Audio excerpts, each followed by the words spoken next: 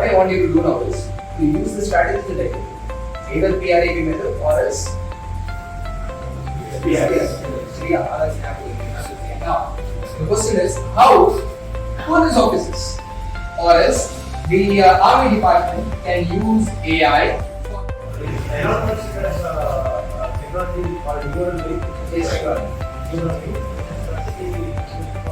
Neural link is actually a memory chip. That is not something related to different between items. If your memory is intact, you can use it.